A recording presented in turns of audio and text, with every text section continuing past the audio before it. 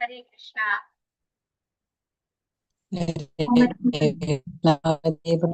माताजी। हरे कृष्णा। ओम अज्ञानतिमिरान्धस्य ज्ञानाञ्जनशलाकया येन तस्मै श्रीगुरवे नमः। श्रीचैतन्यमनोभीष्टं स्थापितं येन भूतले स्वयं रूपकथा मह्यं ददाति स्वपदान्तिकं। वन्देऽहं श्रीगुरो श्रीयुतपदकमलं श्रीगुरून् वैष्णवांश्च श्रीरूपं साग्रजातं सहगणरघुनाथान्वितं तं सजीवम् साद्वैतं सावधूतं परिजनसहितं कृष्णचैतन्यदेवं श्रीराधा कृष्णपादान् सहगणललिता श्रीविशाखान्वितांश्च। नमो विष्णुपादाय कृष्णप्रेष्ठाय भूतले श्रीमते जयपताका स्वामिनिधि नामिने नमाचार्यपादाय निताय कृपाप्रदायिने गौरकथादामदाय नगरग्रामतारिणे नमो विष्णुपादाय कृष्णप्रेष्ठाय भूतले श्रीमते भक्तिवेदान्त स्वामिनिधि नामिने नमस्ते सारस्वते देवे गौरवाणी प्रचारिणे निर्विशेष शून्यवादी पाश्चात्यदेशतारिणे वाञ्छाकल्पतरुभ्यश्च कृपा सिन्धुभ्येव च पतितानां पावनेभ्यो वैष्णवेभ्यो करुणा सिन्धो दीनबन्धो जगत्पते देशगोपिका कान्ता राधा कान्त नमोऽस्तुते तप्त काञ्चन गौरङ्गी राधे वृन्दावनेश्वरी वृषभानुसुते देवी प्रणमामि हरिप्रिये। जय श्री कृष्ण चैतन्य प्रभु नित्यानंद श्री अद्वैत गदाधर श्रीवासादि गौर भक्त वृंदा। हरे कृष्णा कृष्ण कृष्ण हरे हरे हरे राम राम राम हरे हरे। ഹരേ കൃഷ്ണ. ശിഷ്ടാദ ഗോവിന്ദ് മന്ദിർ ഇസ്കോൺ മാംഗ്ലൂരിന്റെ ലെവൽ 3 ക്ലാസ്സിലേക്ക് എല്ലാ ഭക്തന്മാർക്കും സ്വാഗതം. ഹരേ കൃഷ്ണ. നമ്മള് ഈശോപനിഷത്ത് 7 മന്ത്രം വരെ എടുത്തു. ഇന്ന് 8ാമത്തെ മന്ത്രമാണ് എടുക്കുന്നത്. ഈ 7 മന്ത്രം എന്താണ് പഠിച്ചതെന്ന് ആരെങ്കിലും പറയുമോ? ഞാൻ തന്നെ പറയുന്നതിനും നല്ലത് ആരെങ്കിലും ഓരോരുത്തരായിട്ട് പറയൂ. ഞാൻ പേര് വിളിക്കട്ടോ. ഹരേ കൃഷ്ണ. അജിത സുബ്രഹ്മണ്യൻ മാതാജി ഹരേ കൃഷ്ണ. ധ്യാന ശ്ലോകത്തിലൂടെ നമ്മൾ എന്താണ് പഠിച്ചത്? ഹരേ കൃഷ്ണ. ഈശ്വരൻ പരിപൂർണനാണ്. കേൾക്കുന്നില്ല മാതാജി. ഈശ്വരൻ പരമദിവ്യോത്തനാണ്, പരിപൂർണനാണ്. അതുപോലെ അദ്ദേഹത്തിൽ നിന്ന് ഉത്ഭവിക്കുന്ന എല്ലാം പൂർണ്ണതയുള്ളതാണ്. അതെ. അപ്പൊ പരിപൂർണത അദ്ദേഹത്തിൽ നിന്ന് ഉദ്ഭവിച്ചാലും അദ്ദേഹം എന്താണ്? സമ്പൂർണനായിട്ട് തന്നെ നിലനിൽക്കുന്നത് അല്ലെ. പരിപൂർണത ഉദ്ഭവിച്ചത് കൊണ്ട് അദ്ദേഹത്തിൽ നിന്ന് ഒന്നും കുറഞ്ഞു പോകുന്നില്ല. അതാണ് പൂർണ്ണസ്യ പൂർണ്ണമാതായ പൂർണ്ണമേവ അവശിഷ്യത്തെ എന്ന വാക്കിന്റെ അർത്ഥം എന്താണ്? ആ പൂർണ്ണത്തിൽ നിന്ന് ഉദ്ഭവിച്ചവയൊക്കെ ഭഗവാനിൽ നിന്ന് മൈനസ് ചെയ്താലും ഭഗവാനായിട്ട് പരമദിവ്യോത്തമ പുരുഷനായ ഭഗവാൻ സമ്പൂർണനായിട്ട് നിലനിൽക്കുന്നു എന്നാണ് പറയുന്നത്. അടുത്ത മന്ത്രം ആരാണ് പറയാ? ചന്ദ്രിക മാതാജി ഹരേ കൃഷ്ണ. ഹരേ കൃഷ്ണ. പേര് വിളിച്ചാൽ ബുദ്ധിമുട്ടുണ്ടെങ്കിൽ പേര് വിളിക്കാതെ ആർക്കെങ്കിലും പറയാൻ പറ്റുമെങ്കിൽ പറഞ്ഞോളൂ. ഹരേ കൃഷ്ണ. ഞാൻ പറയുമ്പോ എനിക്ക് പറയാൻ ബുദ്ധിമുട്ടുണ്ടായിട്ടല്ല കേട്ടോ, നിങ്ങൾക്ക് മനസ്സിലായി എന്നുള്ളതൊരു സന്തോഷല്ലേ. പുസ്തകത്തിൽ നോക്കിയായാലും. ശ്രീകൃഷ്ണ മാതാജി. ഹരേ കൃഷ്ണ മാതാജി പറഞ്ഞോളൂ. പ്രപഞ്ചത്തിലെ സർവചരാചരങ്ങളും ഈശ്വരന്റെ ഉടമസ്ഥതയിലുള്ളതാണ്. അപ്പൊ ഈ പ്രപഞ്ചം മുഴുവനും ഭഗവാനാൽ നിയന്ത്രിക്കപ്പെടുന്നു. നമുക്ക് അർഹതപ്പെട്ടത് മാത്രം നമ്മൾ സ്വീകരിക്കുക, മറ്റുള്ളവരുടെ വസ്തുവകളിലൊന്നും നമ്മളെ ആശിക്കരുത്. ഹരേ കൃഷ്ണ മാതാജി. ഹരിബോൾ. ഹരേ കൃഷ്ണ. കൃഷ്ണ. രേണുക മാതാജി അടുത്ത 2ാമത്തെ ശ്ലോകത്തിന്റെ മീനിങ് പറയാമോ? നമുക്കായി നീക്കി വെച്ചിരുന്നത് മാത്രം നമ്മൾ ഉപയോഗിക്കുക. അങ്ങനെ നമ്മൾ ജീവിക്കുകയാണെങ്കിൽ എത്ര കാലം വേണമെങ്കിലും നമ്മൾക്ക് സുഖമായിട്ട് ജീവിക്കാൻ സാധിക്കും. നമ്മൾ പാപബന്ധങ്ങളിൽ ഏർപ്പെടുന്നില്ല. അതെ, നമുക്ക് എത്ര കാലം വേണമെങ്കിലും ആയുസ് ആഗ്രഹിച്ചാലും തെറ്റില്ല അല്ലെ. നമ്മൾ കർമ്മബന്ധനങ്ങളിൽ പെടില്ല എന്ന് പറയുന്നത്. 2ാമത്തെ മന്ത്രം എന്താണ് പറയുന്നത്? ഹരേ കൃഷ്ണ. ആരാ പറയാം? ഗിരിജ ബാബു മാതാജി പറയോ? ഹരേ കൃഷ്ണ. ഞാൻ ഇവിടെ ഫസ്റ്റ് കാണുന്ന പേരൊക്കെ വിളിക്കുകയാണ് കേട്ടോ. ഗ്രീഷാദേവി മാതാജി, കോമളവല്ലി മാതാജി. ഹരേ കൃഷ്ണ. ആരും പറയുന്നില്ലെങ്കിൽ സമയം പോകണ്ട. ആത്മഹന്താവ് ഹരേ കൃഷ്ണ. ആത്മഹന്താവ് ആരായാലും ആസുരവും അന്ധകാരവും അജ്ഞാനവും നിറഞ്ഞതായ ലോകത്തിലെത്തുന്നു.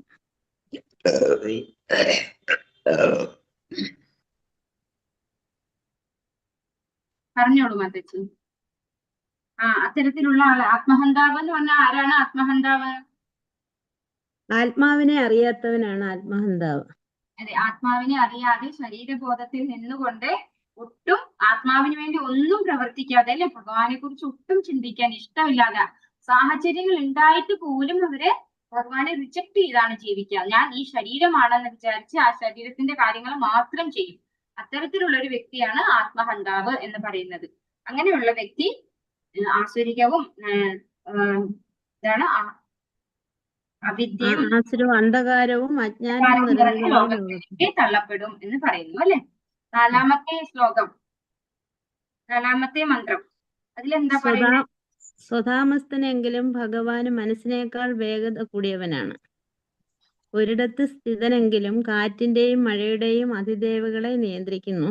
മഹത്വത്തിൽ ഭഗവാൻ സകലതിനെയും അതിശയിപ്പിക്കുന്നു. അതെ, അതായത് ഭഗവാൻ സ്വധാമത്തിലാണെങ്കിലും, ഭഗവാന്റെ ഗോലോകധാമത്തിലാണെങ്കിലും ഭഗവാൻ വേഗത്തിലല്ല. ഒരു ഭക്തൻ വിളിച്ചു കഴിഞ്ഞാൽ അതേ സ്പോട്ടിൽ ഭഗവാൻ ഇവിടെ ഈ ഭൗതിക ലോകത്ത് പോലും എത്താൻ ഒരു ബുദ്ധിമുട്ടില്ല, അല്ലെ. മനസ്സിന്റെ വേഗതയിൽ ഭഗവാന് സഞ്ചരിക്കാൻ സാധിക്കും എന്ന് പറയുന്നു. അതുപോലെ ഭഗവാൻ എല്ലാറ്റിനെയും നിയന്ത്രിക്കാൻ, കാറ്റിനെയും മഴയെയും ഒക്കെ നിയന്ത്രിക്കാൻ ഭഗവാന് സാധിക്കും. നമ്മുടെ ചിന്താധാരയ്ക്ക് ഒതുങ്ങുന്നതല്ല ഭഗവാന്റെ ശക്തി എന്നാണ് അർത്ഥം. സതി മാതാജി, അടുത്ത മന്ത്രം പറയാവോ? ഹരേ കൃഷ്ണ. മന്ത്രം ഹരേ കൃഷ്ണ. ഭഗവാൻ ചലിക്കും ചലിക്കാതിരിക്കും.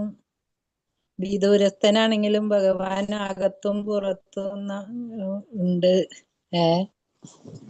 ഭഗവാൻ അകത്തും പുറത്തുമായിട്ട് എപ്പോഴും ഉണ്ടാകും നമ്മുടെ കൂടെ. ഹരേ കൃഷ്ണ. ഇതെങ്ങനെയാ നമുക്ക് ന്യായീകരിക്കാൻ പറ്റുക? ഭഗവാൻ ചലിക്കുന്നു, ചലിക്കാതിരിക്കുന്നു.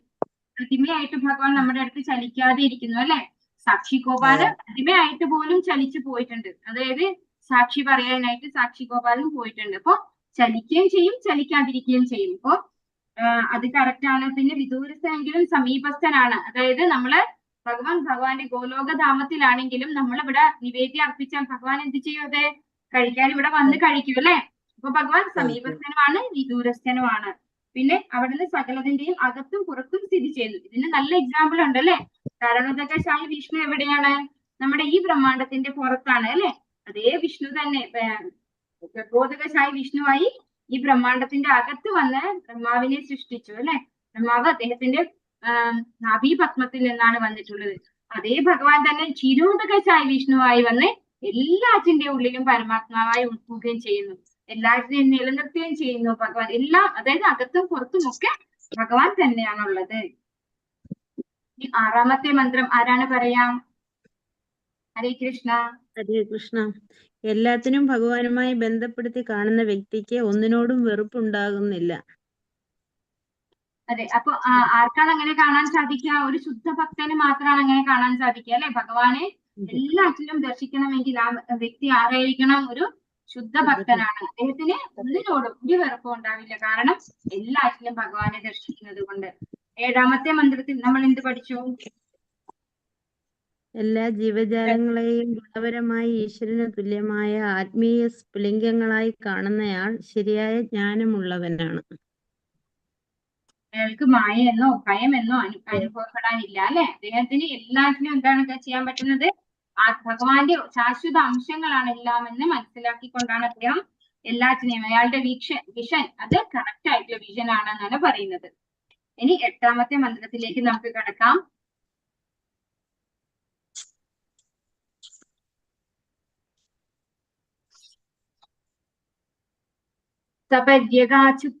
ശുക്രം അകായമവ്രണം അസ്നാവിരം ശുദ്ധമപാപവിദ്ധം കവിർമനീഷി പരിഭൂ സ്വയംഭൂ യഥാ തത്യതോത്ഥാൻ യഥാശ്ചാശ്വതീഭ്യഃ സമാപ്യഃ. ഇത് ചൊല്ലാൻ കറക്റ്റ് ട്യൂണൊന്നും എനിക്കറിയില്ല, എന്നാലും എല്ലാവർക്കും ഒരു പ്രാവശ്യം ചൊല്ലാം. സപര്യകാചുക്രം അകായം അവ്രണം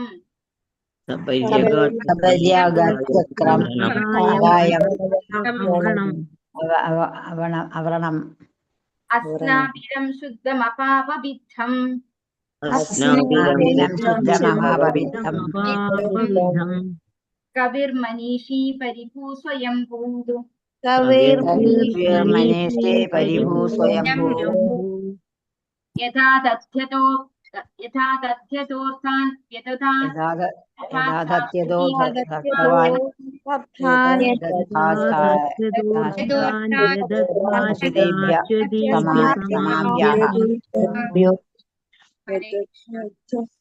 ഹരേ കൃഷ്ണ. മീനിങ് നോക്കിയാൽ മതി നമ്മൾ, കാരണം ഇതിന്റെ ശ്ലോകം നമുക്ക് ശരിക്കും ബൈഹാർട്ട് ചെയ്യാനൊന്നും ആവില്ല. ശ്ലോകം ആകെ ധ്യാന ശ്ലോകവും ഒന്നാമത്തെ ശ്ലോകമാണ് നമ്മളോട് ബൈഹാർട്ട് ചെയ്യാൻ പറഞ്ഞിട്ടുള്ളത്. ബാക്കിയൊന്നും നമ്മൾ ബൈഹാർട്ട് ചെയ്യേണ്ടതായിട്ടില്ല. അങ്ങനെയുള്ള ഒരു വ്യക്തി ശരീരമില്ലാത്തവനും സർവജ്ഞനും ദോഷരഹിതനും സ്ഥിരകളില്ലാത്തവനും പാപരഹിതനും സ്വയം സമ്പൂർണനും തത്വജ്ഞാനിയും അനാദികാലം മുതൽക്ക് തന്നെ എല്ലാവരുടെയും അഭീഷ്ടങ്ങൾ നിറവേറ്റുന്നവനുമായ സർവശക്തനെ വസ്തുതാപരമായി തന്നെ ഗ്രഹിച്ചിരിക്കുന്നു. ഇങ്ങനെയുള്ള വ്യക്തിയാണ് നേരത്തെ നമ്മൾ 2-3 ശ്ലോകങ്ങളിൽ, അതായത് 6-7 ശ്ലോകങ്ങളിലൊക്കെ കണ്ടു അല്ലെ, എല്ലാറ്റിലും ഭഗവാനെ ദർശിക്കുന്ന. അതുപോലെ 7ാമത്തെ മന്ത്രത്തിൽ എന്താ കണ്ടത്? എല്ലാ ജീവജാലങ്ങളെയും ഭഗവാന്റെ ഒരു ശാശ്വത അംശമായിട്ട്, ഒരു സ്ഫുലിംഗമായിട്ട് കാണുന്ന അങ്ങനെയുള്ള വ്യക്തി ശരീരമില്ലാത്തവനും സർവജ്ഞനും ദോഷരഹിതനും സ്ഥിരകളില്ലാത്തവനും. എന്തുകൊണ്ടാണ് ശരീരമില്ലാത്തവൻ എന്ന് പറയുന്നത്? ഭഗവാന് അതീന്ദ്രിയമായ ശരീരമാണ്, ഭൗതികമായ ശരീരമല്ല ഭഗവാന്റേത്. സർവജ്ഞൻ, ഭഗവാൻ എന്താണ്? അഭിജ്ഞസ്വരാടാണ് അല്ലെ, ഭഗവാൻ അഭിജ്ഞനാണ്, എല്ലാത്തിനെ കുറിച്ചും അറിവുള്ളവനാണ് ഭഗവാൻ. ദോഷരഹിതനും സ്ഥിരകളില്ലാത്തവനും പാപരഹിതനും സ്വയം സമ്പൂർണനും തത്വജ്ഞാനിയും അനാദികാലം മുതൽക്ക് തന്നെ എല്ലാവരുടെയും അഭീഷ്ടങ്ങൾ നിറവേറ്റുന്നവനുമായ സർവശക്തനെ വസ്തുതാപരമായി തന്നെ ഗ്രഹിച്ചിരിക്കുന്നു. ആ വ്യക്തി ഭഗവാനെ ശരിയായി മനസ്സിലാക്കിയിരിക്കുന്നു അല്ലെ.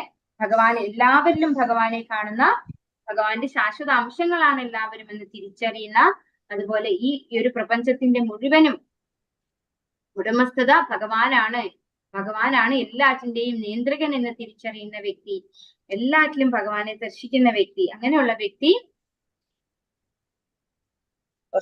ഭഗവാനെ ശരിയായി മനസ്സിലാക്കിയിരിക്കുന്നു എന്ന് പറയുന്നു. ഭാവാർത്ഥം ആരാ വായിക്കുന്നത്? ഹരേ കൃഷ്ണ. ഞാൻ വായിക്കാം. സത്യമാതാജി വായിച്ചോളൂ. ഹരേ കൃഷ്ണ. ഭാവാർത്ഥം. ശ്രീല പ്രഭുവാദിക്ക് ജയ്. പരമദിവ്യോത്തമ പുരുഷന്റെ അതീന്ദ്രിയവും ശാശ്വതവുമായ രൂപത്തിന്റെ വിവരണം ഇവിടെ നൽകുന്നു. ഭഗവാൻ അരൂപനല്ല, അദ്ദേഹത്തിന് തന്റേതായ അതീന്ദ്രിയ രൂപമുണ്ട്. ഈ രൂപം പ്രാപഞ്ചിക ലോകത്തിലെ രൂപങ്ങളിൽ നിന്നും വ്യത്യസ്തമാണ്. ഈ ലോകത്തിലെ ജീവസത്തകളുടെ രൂപ ഭൗതിക പ്രകൃതിയിൽ രൂപവൽക്കരിക്കപ്പെട്ടവയാണ്. അതിനാൽ അത് ഭൗതിക യന്ത്രത്തെ പോലെ പ്രവർത്തിക്കുന്നു. ഭൗതിക ശരീരത്തിന്റെ ഘടനാരീതി സിരകളും മറ്റും ചേർന്ന ഒരു യാന്ത്രിക രൂപമാണ്. എന്നാൽ പരമപുരുഷന്റെ ഇന്ദ്രിയാതീത ശരീരം സിരകൾ പോലെയുള്ള യാതൊന്നും ഇല്ലാത്തതാണ്. അവിടുന്ന് ശരീരസ്ഥനല്ലെന്ന് ഇവിടെ വ്യക്തമായി വിവരിക്കപ്പെടുന്നു. അതിനർത്ഥം അവിടുത്തെ ശരീരവും ആത്മാവും ഭിന്നമല്ലെന്നാണ്. അതുപോലെ തന്നെ നമ്മെ പോലെ അവിടുന്ന് പ്രകൃതി നിയമത്തിന് അനുസൃതമായ ഒരു ശരീരം സ്വീകരിക്കുന്നുമില്ല. ഭൗതികമായ ബന്ധജീവിതത്തിൽ ആത്മാവ് സ്ഥൂല ശരീരത്തിൽ നിന്നും സൂക്ഷ്മ ശരീരമായ മനസ്സിൽ നിന്നും വ്യത്യസ്തമാണ്. പരമപുരുഷനെ സംബന്ധിച്ചിടത്തോളം ആത്മാവ്, ശരീരം, മനസ്സ് എന്നിങ്ങനെ വ്യത്യാസങ്ങളില്ല. അവിടുത്തെ മനസ്സും ശരീരവും അവിടുന്ന് തന്നെയും ഒന്നാണ്. അവിടുന്ന് പരിപൂർണനാണ്. ഹരേ കൃഷ്ണ മാതാജി. ഹരേ കൃഷ്ണ മാതാജി. ഹരേ കൃഷ്ണ. ഇവിടെ എന്താ പറഞ്ഞിരിക്കുന്നത്? ഭഗവാന്റെ അതീന്ദ്രിയവും ശാശ്വതവുമായ രൂപവിവരണം.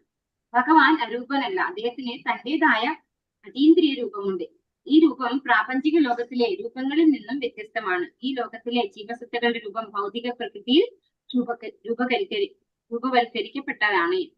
അതായത് ഭഗവാൻ ഇവിടെ തുടക്കത്തിൽ തന്നെ ശരീരസ്ഥനല്ലാത്തത് അല്ലെ, അങ്ങനെ പറഞ്ഞു, ശരീരമില്ലാത്തത് എന്ന് പറഞ്ഞു. പക്ഷെ ഈ ശരീരമില്ലാത്തവൻ എന്ന് പറയുമ്പോൾ എന്താ അതിന്റെ അർത്ഥം? ഭഗവാന് നമ്മുടേത് പോലത്തെ ഒരു ശരീരമല്ല. കഴിയുന്നില്ല. അതീന്ദ്രിയ ഭഗവാന് എന്താണ്? അതീന്ദ്രിയനായിട്ടുള്ള അതീന്ദ്രിയ ഭഗവാൻ. ശരീരം. അതുകൊണ്ടാണ് നമുക്ക് ഇന്ദ്രിയ ഗോചരമല്ലാത്തത് ഭഗവാൻ. അപ്പോ ഇന്ദ്രിയങ്ങൾ നമ്മുടേത് പോലത്തെ ഇന്ദ്രിയങ്ങളും നമ്മുടേത് പോലത്തെ ഒരു ശരീരവുമല്ല. ഈ ഭൗതിക പ്രകൃതിയിലെ 5 എലിമെന്റ്സ് കൊണ്ടാണ് നമ്മുടെ ശരീരം ഉണ്ടാക്കിയിട്ടുള്ളത്. പക്ഷെ ഭഗവാന്റെ എന്താണ്? ഈ 5 എലിമെന്റ്സ് കൊണ്ട് ഉണ്ടാക്കിയിട്ടുള്ള അതീന്ദ്രിയ ശരീരമല്ല. ശരീരമാണ്. ഭഗവാനും അതായത് ആത്മാവും ശരീരവും തമ്മിൽ വ്യത്യാസമില്ല ഭഗവാന്. നമുക്ക് എന്താണ്? ആത്മാവല്ല നമ്മൾ, അല്ലെ? ഞാനെന്ന് പറയുന്നത് ഈ ശരീരമാണെങ്കിൽ നമ്മൾ മരിച്ചു പോകുമ്പോ ശരീരം എവിടെ ഇട്ടിട്ട് നമ്മൾ പോവില്ല, അല്ലെ? അപ്പൊ ഭഗവാൻ എന്ന് പറയുന്നത് ഭഗവാന്റെ യഥാർത്ഥ രൂപത്തിലാണ് ഭഗവാൻ ഇവിടെ അവതരിക്കുന്നത്. ഭഗവാൻ ഏത് രൂപം എടുത്താലും അതിനൊക്കെ ഭഗവാൻ അതിൻ്റെതായ ആത്മീയ ധാമങ്ങളുണ്ട്. വൈകുണ്ഠധാമത്തിൽ നിന്ന് ഇറങ്ങി വരികയാണ്. അതുകൊണ്ടാണ് ഭഗവാൻ അവതാരം എന്ന് പറയുന്നത്. അവതരിക്കുകയാണ് ഭഗവാൻ ചെയ്യുന്നത്. നമ്മൾ എങ്ങനെ ചെയ്യുന്നത്? നമ്മൾ ജനിക്കുകയാണ് ചെയ്യുന്നത്, അല്ലെ? ഭഗവാൻ അവതരിക്കുകയാണ് ചെയ്യുന്നത്. അപ്പൊ ഭഗവാൻ അരൂപനല്ല, അതായത് ഈ രൂപമില്ല, ശരീരമില്ല എന്ന് പറയുമ്പോ ഭഗവാൻ ഒരു രൂപമില്ല എന്നല്ല അർത്ഥം. ഭഗവാൻ നമ്മുടേത് പോലത്തെ ഒരു രൂപമില്ല, അല്ലെങ്കിൽ നമ്മുടേത് പോലത്തെ ഒരു ശരീരമില്ല. നമുക്ക് നമ്മുടെ ആത്മാവും നമ്മുടെ ശരീരവും വ്യത്യാസമുണ്ട്. പക്ഷെ ഭഗവാൻ ഇത് രണ്ടും ഒന്നാണ്. ഭഗവാൻ തന്നെയാണ് ഭഗവാന്റെ ശരീരം. അതിന് വ്യത്യാസമില്ല. ഭഗവാനും ഭഗവാന്റെ ശരീരവും തമ്മിൽ ഒരു വ്യത്യാസവും ഇല്ല എന്നാണ് പറഞ്ഞു തരുന്നത്.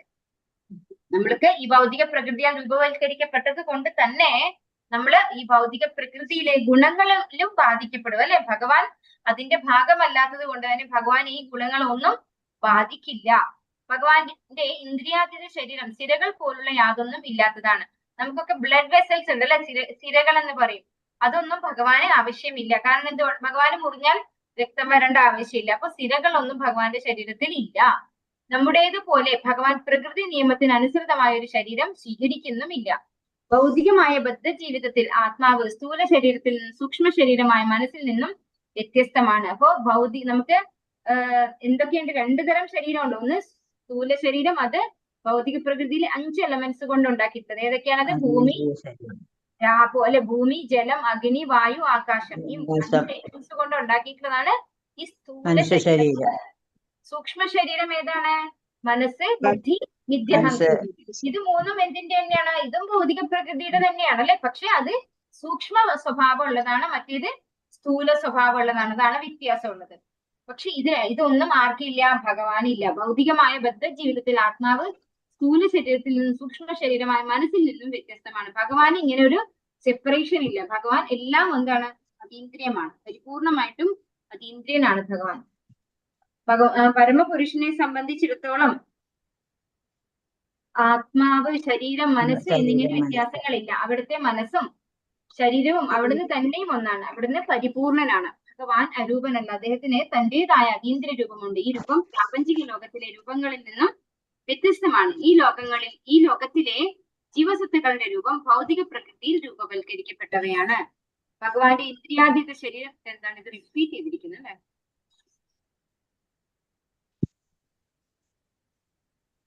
അടുത്ത പാരഗ്രാഫ് രാധാ മാതാജി വായിച്ചോളൂ. ഹരേ കൃഷ്ണ. ഹരേ കൃഷ്ണ മാതാജി. ഹരേ കൃഷ്ണ. ബ്രഹ്മസംഹിതയിൽ 5:1 ഭഗവാനെ പറ്റി അങ്ങനെ ഒരു വിവരണമുണ്ട്. അതിൽ അവിടുന്ന് സച്ചിദാനന്ദ വിഗ്രഹനാണ് എന്ന് വിവരിക്കപ്പെടുന്നു. അവിടുത്തെ ശാശ്വത രൂപം, അനശ്വരത, പൂർണ്ണജ്ഞാനം, പൂർണ്ണ ആനന്ദം, അതായത് സത്ത്, ചിത്ത്, ആനന്ദം എന്നിവയെ പൂർണ്ണമായും പ്രതിനിധീകരിക്കുന്നു എന്നാണ് ഇതിനർത്ഥം. ഭഗവാന്റെ അതീന്ദ്രിയ ശരീരം നമ്മുടേതിൽ നിന്നും തികച്ചും വ്യത്യസ്തമാണെന്ന് വൈദിക സാഹിത്യം വ്യക്തമായി പ്രസ്താവിക്കുന്നു. അങ്ങനെ ചിലപ്പോൾ രൂപരഹിതനെന്നും വർണ്ണിക്കപ്പെടുന്നു.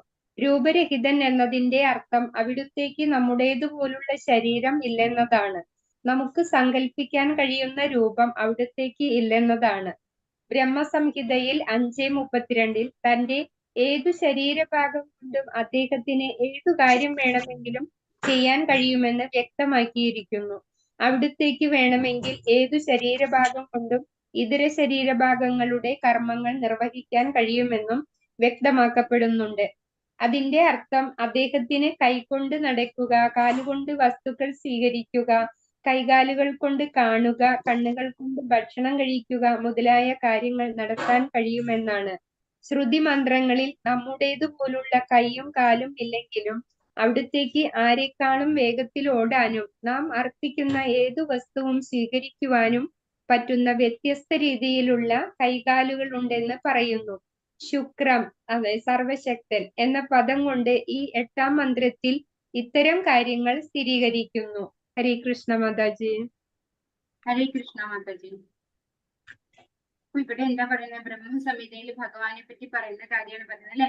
ബ്രഹ്മസംഹിതയിൽ 5:1 ഭഗവാൻ ശാശ്വത രൂപം, അനശ്വരത, പൂർണ്ണ ആനന്ദം, സത്ത്, ചിത്ത്, ആനന്ദം എന്നിവയെ പൂർണ്ണമായും പ്രതിനിധീകരിക്കുന്നു എന്നാണ് ഇതിനർത്ഥം. അതായത് ഭഗവാന്റെ രൂപം എന്ന് പറയുന്നത് സത്ത്, ചിത്ത്, ആനന്ദമാണ്. ഈശ്വര പരമാ കൃഷ്ണ സച്ചിദാനന്ദ വിഗ്രഹ, ഇങ്ങനെയാണ് തുടങ്ങുന്നത് അല്ലെ ബ്രഹ്മസംഹിത. ഭഗവാൻ സത്ത്, ചിത്ത്, ആനന്ദമാണ്. അപ്പൊ ഭഗവാൻ ഇത് പൂർണ്ണമായിട്ടും എന്തിനെ പ്രതിനിധീകരിക്കുന്നു എന്നാണ് പറയുന്നത്? ഭഗവാൻ പരിപൂർണനാണ്, എല്ലാം തികഞ്ഞ ആളാണ് ഭഗവാൻ. സത്ത്, ചിത്ത്, ആനന്ദം, അതാണ് ഭഗവാൻ എന്ന് പറയുന്നത്. ഭഗവാന്റെ അതീന്ദ്ര ശരീരം നമ്മുടേതിൽ നിന്നും തികച്ചും വ്യത്യസ്തമാണെന്ന് വൈദിക സാഹിത്യം പ്രസ്താവിക്കുന്നു. ചിലപ്പോൾ രൂപരഹിതൻ എന്ന് വർണ്ണിക്കപ്പെടുന്നു. രൂപരഹിതൻ എന്നതിന്റെ അർത്ഥം അവിടത്തേക്ക് നമ്മുടേതുപോലുള്ള ശരീരം ഇല്ലെന്നതാണ്. അപ്പൊ ഭഗവാന് രൂപമുണ്ടെന്ന് പറയുന്നു, ഇടയ്ക്കിടയ്ക്ക് ഭഗവാന് രൂപമില്ല എന്നും പറയുന്നു അല്ലെ. അതൊരു കൺഫ്യൂഷൻ ഉണ്ടാക്കുന്നതാണ്. പക്ഷെ ഈ രൂപമില്ല എന്ന് പറയുന്നത് നമ്മുടേതുപോലത്തെ ഒരു രൂപമല്ല. അങ്ങനെയാണെങ്കിൽ നമുക്ക് വിസിബിൾ ആവേണ്ടതാണ് അല്ലെ. നമുക്കൊക്കെ രൂപമുണ്ട്, നമുക്കൊക്കെ പരസ്പരം കാണാൻ സാധിക്കുന്നുണ്ട്. പക്ഷെ ഭഗവാനെ കാണാൻ സാധിക്കുന്നില്ല. അപ്പൊ നമ്മൾ കാണുന്ന പോലത്തെ ഒരു രൂപം അല്ല ഭഗവാന്റെ രൂപം. ഭഗവാൻ എന്താണ്? ഭഗവാൻ ഇഷ്ടമുണ്ടെങ്കിൽ കാണിച്ചാൽ മതി അല്ലെ. ഭഗവാൻ പറഞ്ഞിട്ടുണ്ട്, നാഹം പ്രകാശ സർവസ്യ യോഗമായ സമാവൃത. ഭഗവാൻ നമുക്കങ്ങനെ പറ്റുമോ? നമുക്കിപ്പോ ഒരാൾ നമ്മളെ കാണണ്ട എന്ന് വിചാരിച്ചാൽ നമുക്ക് അങ്ങനെ ചെയ്യാൻ പറ്റുമോ? ഇല്ല അല്ലെ. നമുക്ക് കാണണ്ടെന്ന് വിചാരിച്ചാൽ നമുക്ക് അവരുടെ മുന്നിൽ പോയി നിന്നേ പറ്റുള്ളൂ. പക്ഷെ ഭഗവാൻ അങ്ങനെയല്ല. ഭഗവാൻ ആരെന്നെ കാണണമെന്ന് ഭഗവാന് തീരുമാനിക്കാൻ പറ്റും. അപ്പൊ നമ്മുടെ രൂപവും ഭഗവാന്റെ രൂപവും ഒരുപോലെയാണോ? ഒരിക്കലും അല്ല അല്ലെ. വ്യത്യാസമുണ്ട്, ആ രൂപത്തില് വ്യത്യാസമുണ്ട്. ഭഗവാന്റെ ഇച്ഛയ്ക്ക് അനുസരിച്ച് നമുക്ക് മുന്നിൽ വിസിബിൾ ആവാൻ സാധിക്കും. ഭഗവാൻ വേണ്ടാന്ന് തോന്നിയാൽ നമുക്ക് ഭഗവാനെ കാണാൻ പറ്റില്ല. അതിന്റെ അർത്ഥം ഭഗവാൻ അവിടെ ഇല്ല എന്നാണോ? അല്ല അല്ലെ. ഭഗവാൻ അവിടെ ഉണ്ട്, പക്ഷെ നമുക്ക് കാണാൻ പറ്റുന്നില്ല, അത്രേ ഉള്ളൂ. അപ്പൊ ഭഗവാന് നമ്മുടെ കണ്ണുകൊണ്ട് കാണാൻ പറ്റുന്ന ഒരു രൂപമല്ല. ഭഗവാന്റേത് അതീന്ദ്രിയമായിട്ടുള്ള രൂപമാണ്. ബ്രഹ്മസംഹിത 5:32 തന്റെ ഏത് ശരീരഭാഗം കൊണ്ടും അദ്ദേഹത്തിന് ഏത് കാര്യം വേണമെങ്കിലും ചെയ്യാൻ കഴിയുമെന്ന് വ്യക്തമാക്കിയിരിക്കുന്നു. അതായത് ബ്രഹ്മസംഹിതയിൽ പറയുന്നു, അംഗാനീയസ്യ സകലേന്ദ്രിയ വൃത്തി മന്ദി പശ്യന്തി പാന്തി കലയന്തി ചിരം ജഗന്തി ആനന്ദ ചിന്മയ സതുജ്വല വിഗ്രഹസ്യ ഗോവിന്ദമാദി പുരുഷം തമഹം ഭജാമി. അതായത് ഭഗവാന് ഏത് അംഗം കൊണ്ടും മറ്റൊരു ഏത് അംഗത്തിന്റെയും പ്രവൃത്തി ചെയ്യാൻ പറ്റും. നമ്മൾ കാലുകൊണ്ട് എന്താ ചെയ്യാ? നടക്കുകയാണ് ചെയ്യുക അല്ലെ. ഭഗവാന് കൈകൊണ്ട് നടക്കാൻ പറ്റും. അതുപോലെ നമ്മൾ കൈകൊണ്ട് ഭക്ഷണം കഴിക്കും. ഭഗവാന് കണ്ണുകൊണ്ട് ഭക്ഷണം കഴിക്കാൻ പറ്റും. നമ്മൾ കാതുകൊണ്ട് കേൾക്കും. ഭഗവാന് മൂക്കുകൊണ്ട് വേണമെങ്കിൽ കേൾക്കാം അല്ലെ. ഭഗവാന്റെ ഏത് അംഗം കൊണ്ടും മറ്റേതൊരു അംഗത്തിന്റെ പ്രവൃത്തിയും ചെയ്യാൻ പറ്റും. അപ്പൊ നമ്മൾ വിചാരിക്കുന്നത് പോലെയല്ല ഭഗവാന്റെ അംഗങ്ങളൊന്നും. ഭഗവാൻ എല്ലാം എന്താണ്? എല്ലാം പരിപൂർണമാണ്. ഭഗവാനിൽ നിന്ന് വന്നിട്ടുള്ള എല്ലാം പരിപൂർണമാണെന്ന് പറയുന്നു അല്ലെ. നമുക്ക് പരിമിതമായിട്ടുള്ളതാണ് കിട്ടിയിട്ടുള്ളതെങ്കിലും ഭഗവാന്റെതെല്ലാം എന്താണ്? ഒരു പരിമിതിയും ഇല്ലാത്തതാണ്. എല്ലാ അംഗങ്ങൾക്കും മറ്റൊരു അംഗത്തിന്റെ പ്രവൃത്തി ചെയ്യാൻ സാധിക്കും. അദ്ദേഹത്തിന് കൈകൊണ്ട് നടക്കുക, കാലുകൾ കൊണ്ട് വസ്തുക്കൾ സ്വീകരിക്കുക, കണ്ണുകൾ കൊണ്ട് ഭക്ഷണം കഴിക്കുക മുതലായ കാര്യങ്ങൾ നടത്താൻ കഴിയുമെന്നാണ് ശ്രുതി മന്ത്രങ്ങളിൽ പറയുന്നത്. അപ്പൊ ഇതിൽ ഇങ്ങനെ പറഞ്ഞത് കൊണ്ട് ഭഗവാന് കണ്ണുകൾ കൊണ്ടേ ഭക്ഷണം കഴിക്കാൻ പറ്റൂ എന്നല്ല പറയുന്നത്. അത് ഒരു എക്സാമ്പിൾ ആയിട്ടാണ് പറയുന്നത്. കണ്ണുകൾ കൊണ്ട് ഭക്ഷണം കഴിക്കുക മാത്രമല്ല, പാട്ട് കേൾക്കാനും പറ്റും ഭഗവാന്. അപ്പൊ ഒരു അംഗം കൊണ്ട് മറ്റൊരു അംഗത്തിന്റെ പ്രവൃത്തി ചെയ്യാൻ പറ്റും എന്നാണ് ഇതിനകത്ത് മനസ്സിലാക്കേണ്ടത്. അല്ലാണ്ട് ഭഗവാന് കൈ വേണം നടക്കാൻ എന്നല്ല അതിന്റെ അർത്ഥം. ഭഗവാന് കൈ കൊണ്ടും നടക്കാം എന്ന് മാത്രമാണ്. മനസ്സിലായോ? അപ്പോ ശ്രുതി മന്ത്രങ്ങളിൽ ഇത് വൃത്തിയായി പറഞ്ഞിട്ടുണ്ടെന്നാണ് പറയുന്നത്. നമ്മുടേത് പോലുള്ള കൈയും കാലും ഇല്ലെങ്കിലും ആരേക്കാളും വേഗത്തിൽ ഓടാനും അർപ്പിക്കുന്ന വസ്തു സ്വീകരിക്കാനും പറ്റുന്നു. ഇപ്പോ നമ്മുടേത് പോലെ നമുക്ക് നടന്ന് അല്ലെങ്കിൽ ഓടിയാലേ എത്തുള്ളൂ അല്ലെ. ഭഗവാൻ അതിന്റെ ആവശ്യമില്ല. ഭഗവാന് മനസ്സുകൊണ്ട് നമ്മൾ ചിന്തിക്കുമ്പോഴേക്കും ഭഗവാന്റെ ഗോലോകധാമത്ത് ഇവിടത്തേക്ക് എത്താൻ ഒരു ബുദ്ധിമുട്ടും ഇല്ല. അത്രയും എളുപ്പത്തിൽ ഭഗവാന് വരാൻ സാധിക്കും. അടുത്ത പാരഗ്രാഫ്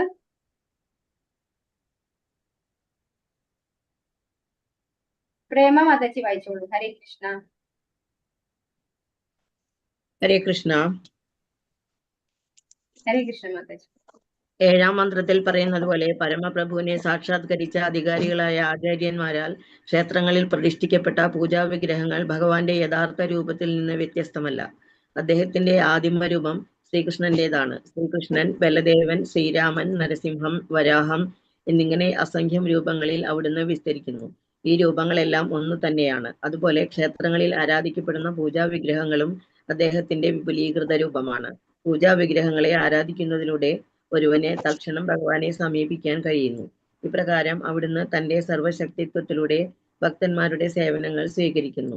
ആചാര്യന്മാരുടെയും ഗുരുക്കന്മാരുടെയും അപേക്ഷ പ്രകാരം ഭഗവാന്റെ പൂജാവിഗ്രഹം അവതാരം ചെയ്യുകയും അദ്ദേഹത്തിന്റെ സർവശക്തി വൈഭവത്താൽ ഭഗവാൻ തന്റെ യഥാർത്ഥ രീതിയിൽ തന്നെ പ്രവർത്തിക്കുകയും ചെയ്യുന്നു.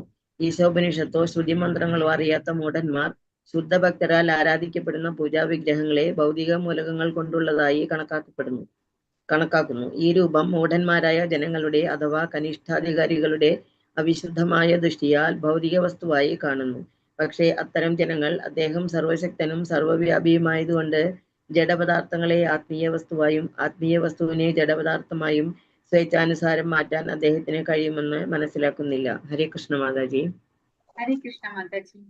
ആധികാരികളായ ആചാര്യന്മാരാൽ ക്ഷേത്രങ്ങളിൽ പ്രതിഷ്ഠിക്കപ്പെട്ട പൂജാ വിഗ്രഹങ്ങൾ ഭഗവാന്റെ യഥാർത്ഥ രൂപത്തിൽ നിന്ന് വ്യത്യസ്തമല്ല. അപ്പോ നമുക്ക് കാണാൻ സാധിക്കാത്ത ഭഗവാനെ, നമ്മുടെ ഇന്ദ്രിയങ്ങൾക്ക് ഗോചരമല്ലാത്ത ഭഗവാനെ നമുക്ക് കാണാൻ വേണ്ടി, അതായത് നമ്മുടെ ഈ ഒരു ലോകത്തിലുള്ള ഒരു പ്രത്യേകത എന്താണ്? നമുക്കൊരു എക്സാമ്പിൾ പറയുകയാണെങ്കിൽ, ഒരു സ്ത്രീ, ആ സ്ത്രീ ഒരു അമ്മയാവുന്നത് വരെ ആ അമ്മയ്ക്ക് കുട്ടീനെ സ്നേഹിക്കാൻ പറ്റുമോ? അമ്മയായിട്ടില്ല, അവർക്ക് കുട്ടി ഉണ്ടായിട്ടില്ല. പക്ഷെ പിന്നീട് ഒരു വർഷം കഴിയുമ്പോൾ ആ സ്ത്രീക്ക് ഒരു കുട്ടി ഉണ്ടാവുകയാണ്. അപ്പൊ എന്താ ചെയ്യുന്നത്? അവര് ആ കുട്ടിയെ സ്നേഹിക്കുന്നു, അല്ലെ? അപ്പൊ കാണുന്നതിനെ സ്നേഹിക്കാം. നമ്മള് ഈ കണ്ണുകൊണ്ട് കണ്ടാൽ മാത്രമേ നമ്മൾ ഉൾക്കൊള്ളാൻ തയ്യാറാവുള്ളൂ. അപ്പൊ നമുക്കാണെങ്കിലോ ഭഗവാനെ കാണാനുള്ള കണ്ണുകൾ ഇല്ലതാണ്. നമ്മുടേത് ഇന്ദ്രിയങ്ങളാൽ നിയന്ത്രിക്കപ്പെടുന്ന, അതായത് ഈ ഭൗതിക പ്രകൃതിയാൽ നിയന്ത്രിക്കപ്പെടുന്ന ഇന്ദ്രിയങ്ങളോട് കൂടിയതാണ് നമ്മുടെ ശരീരം എന്ന് പറയുന്നത്. അപ്പോ നമ്മുടെ കണ്ണുകൾക്ക് ഗോചരമല്ല ഭഗവാൻ. അപ്പോ നമുക്ക് കാണാൻ കഴിയുന്ന ഒരു വസ്തുവില് നമ്മൾ ഭഗവാനെ ഇതാക്കിക്കൊണ്ട് ആചാര്യന്മാരാൽ പ്രതിഷ്ഠിക്കപ്പെട്ട, നമ്മൾ ഉണ്ടാക്കുന്ന വിഗ്രഹമല്ല. നമ്മൾ നേരത്തെ പറഞ്ഞു നമുക്ക് ഇഷ്ടമുള്ള രൂപത്തില് ഭഗവാനെ വിചാരിക്കേണ്ട കാര്യമില്ല. അത് ആചാര്യന്മാര് പറഞ്ഞു തരും. കാര്യം എന്തുകൊണ്ടാണ്? അവര് ഭഗവാന്റെ ഭക്തിയിലേക്ക് വരുന്നത് എങ്ങനെയാണ്? അവരുടെ പൂർവിക ആചാര്യന്മാരിലൂടെ, അല്ലെ ഗുരുശിഷ്യ പരമ്പരയിലൂടെ വന്നിട്ടുള്ളവർക്ക് ഭഗവാനെ യഥാർത്ഥമായിട്ട് മനസ്സിലാക്കാൻ സാധിക്കും. നമ്മള് ഭഗവത്ഗീത 4-ാമത്തെ അധ്യായത്തിൽ 34-ാമത്തെ ശ്ലോകത്തിൽ നമ്മൾ എന്താ പഠിച്ചത്? തദ്വിത്തി പ്രണിപാതേന പരിപ്രശ്നേന സേവയാ ഉപദേക്ഷ്യന്തി തേ ജ്ഞാനം ജ്ഞാനിനസ്തത്വദർശിനഃ. അല്ലെ, അവർക്ക് അതിനുള്ള കഴിവുണ്ട്, അതിനുള്ള അറിവുള്ളത് കൊണ്ടാണ് അവർ അറിവ് പകർന്നു തരുന്നത്. അപ്പോ അത്തരത്തിലുള്ള ആളുകളാൽ പ്രതിഷ്ഠിക്കപ്പെട്ട വിഗ്രഹം അത് എന്ത് തന്നെയാണ്? അത് ഭഗവാനിൽ നിന്നും വ്യത്യസ്തനല്ല എന്നാണ് പറയുന്നത്. ആ ഒരു വിഗ്രഹവും ഭഗവാനും ഒന്ന് തന്നെയാണ് എന്നാണ് ഇവിടെ പറഞ്ഞു തരുന്നത്. അദ്ദേഹത്തിന്റെ ആദിമ രൂപം ശ്രീകൃഷ്ണന്റേതാണ്. അപ്പോ ഗോലോകധാമത്തിൽ ഭഗവാൻ ശ്രീകൃഷ്ണനിൽ നിന്നാണ് മറ്റെല്ലാ വിസ്തരണങ്ങളും ഉണ്ടായിട്ടുള്ളത്. അത് ഭാഗവതത്തിലും പറയുന്നു, കൃഷ്ണസ്തു ഭഗവാൻ സ്വയം, അല്ലെ? ഭഗവാൻ സ്വയമാണ് ഇങ്ങോട്ട് ഇറങ്ങി വന്നതാണ്. ഗോലോകധാമം, അവിടുന്ന് ഇങ്ങോട്ടേക്ക് കുറച്ച് സ്ഥലം, അതായത് അവിടുത്തെ കുറച്ച് കോശങ്ങൾ എടുത്ത് ഇവിടെ ഈ ഭൗതിക ലോകത്ത് കൊണ്ടുവന്ന് ഈ വൃന്ദാവന ധാമം അതാണ് എന്ന് പറയുന്നു, അല്ലെ? ആ ധാമത്തിൽ നിന്ന് കൊണ്ടുവന്ന കുറച്ച് സ്ഥലം മാത്രമാണ് ഇവിടെ ഉള്ളത്. അപ്പോ അതെന്ന് പറഞ്ഞാൽ വളരെ വിസ്താരമുള്ള സ്ഥലമാണ്. കാരണം എന്തുകൊണ്ടാണ്? നമ്മുടെ ഗോലോക ചാർട്ട് എടുത്ത് നോക്കിക്കഴിഞ്ഞാൽ 3/4 പോർഷൻ വരുന്നത് ആത്മീയ ലോകവും 1/4 പോർഷൻ മാത്രമാണ് ഭൗതിക ലോകം വരുന്നത്. അപ്പൊ വളരെ കുറച്ച് സ്ഥലമാണ് നമ്മുടെ ഈ ഭൗതിക ലോകം എന്ന് പറയുന്നത്. ആത്മീയ ആകാശം എന്ന് പറയുന്നത് വളരെ വിപുലമായിട്ടുള്ളതാണ്. അപ്പൊ അവിടുന്ന് കുറച്ച് സ്ഥലമാണ് ഇങ്ങോട്ട് കൊണ്ടുവന്നിട്ടുള്ളത്. അപ്പൊ ഭഗവാന്റെ തന്നെ രൂപമാണ്, അതായത് ശ്രീകൃഷ്ണൻ യഥാർത്ഥത്തിലുള്ള ശ്രീകൃഷ്ണൻ തന്നെയാണ് ഇവിടെ വന്നിട്ടുള്ളത്. പക്ഷെ ഇവിടെ ശ്രീകൃഷ്ണൻ ഇവിടെ വന്നു എന്ന് പറഞ്ഞിട്ട് അവിടെ ശ്രീകൃഷ്ണൻ ഇല്ലാതെയാവുന്നില്ല. അത് നമ്മൾ ആദ്യത്തെ ധ്യാന ശ്ലോകത്തിൽ നമ്മൾ മനസ്സിലാക്കിയാലേ അവിടെ ഗോലോകധാമത്തിൽ പരിപൂർണനായിട്ട് ഭഗവാൻ ഉണ്ട്. ഭഗവാന്റെ അചിന്ത്യമായ ശക്തിയാണത്. അങ്ങനെ ഭഗവാൻ ഇല്ലാതെയായിട്ട് വേണം. നമുക്ക് ഇവിടുന്ന് വേറൊരിടത്ത് പോയി ഇരിക്കണമെങ്കിൽ നമ്മൾ എന്ത് വേണം? നമ്മൾ ഇവിടെ ഉണ്ടാവില്ല, അല്ലെ? പക്ഷെ ഭഗവാൻ നമ്മുടേതുപോലെയല്ല. ഭഗവാൻ അചിന്ത്യമാണ്. ഭഗവാന്റെ ശക്തി എന്ന് പറയുന്നത് ഭഗവാൻ ഇവിടെ ഉണ്ടാകുമ്പോഴും ഭഗവാൻ അവിടെ ഉണ്ടാവും, പരിപൂർണനായിട്ട്. ശ്രീകൃഷ്ണൻ, ബലദേവൻ, ശ്രീരാമൻ, നരസിംഹം, വരാഹം എന്നിങ്ങനെ അസംഖ്യം രൂപങ്ങളിൽ അവിടുന്ന് വിസ്തരിക്കുന്നു. അപ്പോ ഭഗവാന് എത്രയെത്ര രൂപങ്ങളിൽ വേണമെങ്കിലും വിസ്തരിക്കാൻ സാധിക്കും.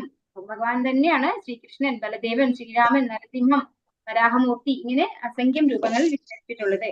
ക്ഷേത്രങ്ങളിൽ ആരാധിക്കപ്പെടുന്ന പൂജാ വിഗ്രഹങ്ങളും അദ്ദേഹത്തിന്റെ വിപുലീകൃത രൂപമാണ്. അപ്പോ ക്ഷേത്രങ്ങളിൽ ആരാധിക്കുന്നത് ഒരു കല്ലോ മരോ ഒന്നും അല്ല, അല്ലെ? അല്ലെങ്കിൽ ഒരു ലോഹത്തിന്റെ ഒരു കൂട്ടോ ഒന്നും അല്ല.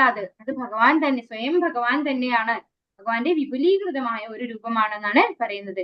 പൂജാവിഗ്രഹങ്ങളെ ആരാധിക്കുന്നതിലൂടെ ഒരുവന് തൽക്ഷണം ഭഗവാനെ സമീപിക്കാൻ കഴിയുന്നു. അപ്പൊ ഭഗവാനെ നമുക്ക് ഭഗവാനായി മനസ്സിലാക്കിക്കൊണ്ട് പൂജാവിഗ്രഹങ്ങളെ ആരാധന ചെയ്യാവുന്നതാണ്. ആ ആരാധന ഭഗവാൻ സ്വീകരിക്കും അല്ലെ. നമ്മുടെ ആ ഒരു മനസ്സിന്റെ താല്പര്യം, ഭാവഗ്രാഹി ജനാർദ്ദനൻ എന്നാണ് പറയുന്നത്.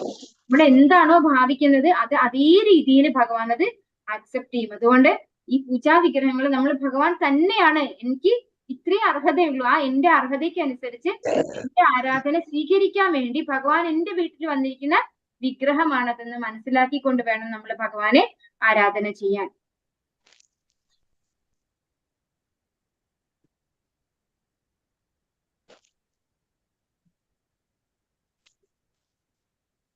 ഈശോപനിഷത്തോ ശ്രുതിമന്ത്രങ്ങളോ അറിയാത്ത മൂഢന്മാർ ശുദ്ധഭക്തരാൽ ആരാധിക്കപ്പെടുന്ന പൂജാവിഗ്രഹങ്ങളെ ഭൗതിക മൂലകങ്ങൾ കൊണ്ടുള്ളതായി കണക്കാക്കുന്നു. അപ്പോ ഭഗവാന്റെ വിഗ്രഹങ്ങളെ നാസ്തികരായിട്ടുള്ള ആളുകൾ അല്ലെ, ഭക്തി ഇല്ലാത്ത ആളുകള് വെറും എന്താ പറയാ കല്ലായിട്ടോ മരമായിട്ടോ അല്ലെങ്കിൽ ലോഹക്കൂട്ടായിട്ടോ ഒക്കെ കാണുന്നു എന്നാണ് ഇവിടെ പറയുന്നത്. പക്ഷെ അവര് നാസ്തികരാണ്, അവർക്ക് ഭഗവാനിൽ ഒട്ടും വിശ്വാസവും ഇല്ല, ഭക്തി ഇല്ലാത്തവരാണ് അവര് അല്ലെ.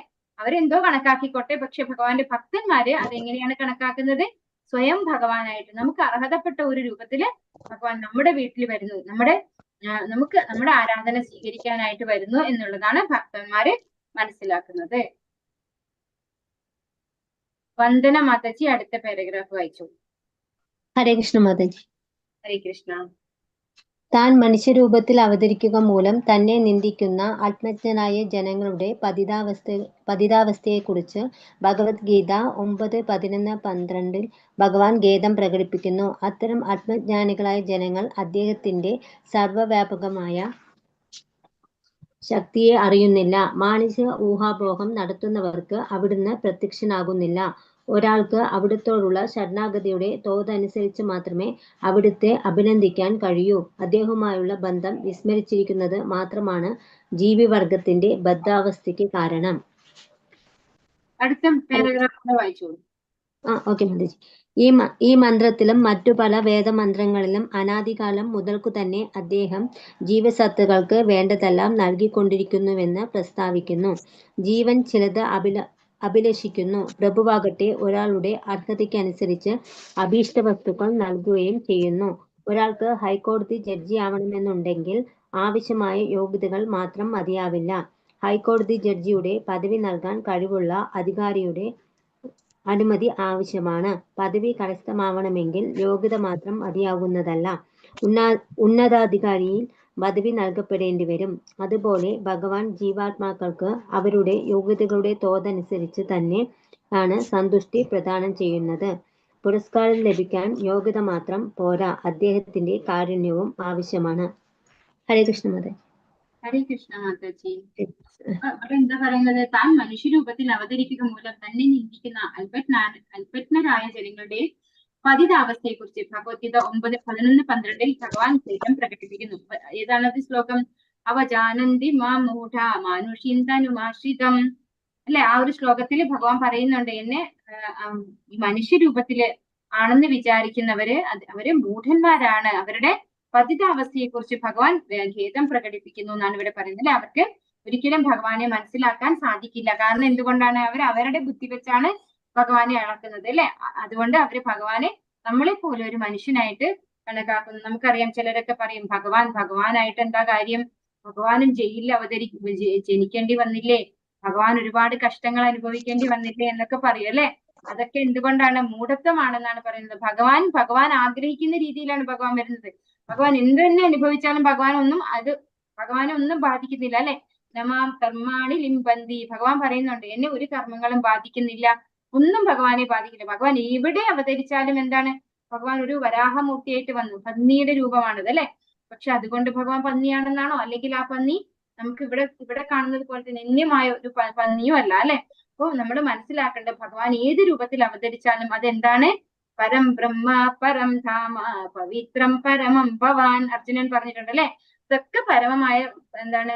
പരമ പവിത്രമായിട്ടുള്ളതാണ്. ഭഗവാന്റെ എല്ലാ അവതാരവും അതെ ഭഗവാൻ ആഗ്രഹിക്കുന്ന രൂപത്തിൽ ആഗ്രഹിക്കുന്നിടത്ത് ആഗ്രഹിക്കുന്ന സമയത്ത് ഭഗവാൻ വരും. അത് മനുഷ്യരൂപത്തിലായിരിക്കാം, ഏത് രൂപത്തിൽ വേണമെങ്കിലും ഭഗവാൻ വരാം. അപ്പൊ അതുകൊണ്ട് ഭഗവാൻ മനുഷ്യരാണ് അല്ലെങ്കിൽ മനുഷ്യനാണ്, നമ്മുടേത് പോലത്തെ ഒരു ശരീരമാണെന്ന് വിചാരിക്കുന്നവൻ മൂഢനാണ്. ഭഗവാനുമായുള്ള ബന്ധം വിസ്മരിച്ചിരിക്കുന്നത് മാത്രമാണ് ജീവവർഗത്തിന്റെ ബദ്ധാവസ്ഥയ്ക്ക് കാരണം. അപ്പൊ നമ്മളൊക്കെ ബദ്ധാത്മാക്കളായിരിക്കുന്നത് ഭഗവാൻ ഭഗവത്ഗീതയില് 15-ാമത്തെ അധ്യായത്തില് 16-ാമത്തെ ശ്ലോകമാണെന്നാണ് ഓർമ്മ പറയുന്നുണ്ട്. ദ്വാവിമോ പുരുഷോ ലോകേ ക്ഷരാക്ഷര ഏവച. അല്ലെ, ഭഗവാൻ പറയുന്നത് 2 തരം ജീവാത്മാക്കളാണുള്ളത്. ഒന്ന് ക്ഷര, മറ്റൊന്ന് അക്ഷര.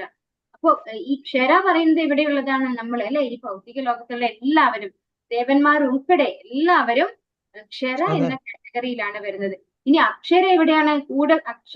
കൂടസ്ഥോ അക്ഷര ഉച്യതേ എന്നാണ് പറയുന്നത്. അതായത് ആധ്യാത്മിക ലോകത്തിലാണ് അക്ഷര ആയിട്ടുള്ള ആളുകൾ ഉള്ളത്. അത് ആരാണ്?